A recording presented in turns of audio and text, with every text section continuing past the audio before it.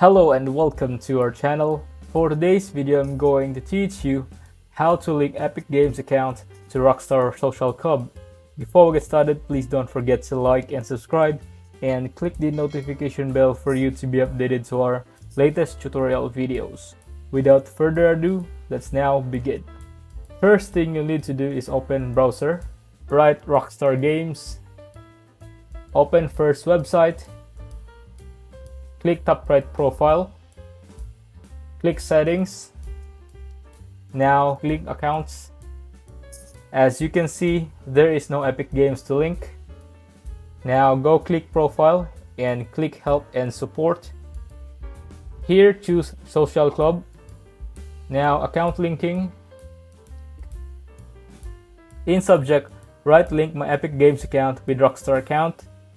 In the description, write your account details, click submit web ticket, and that's all.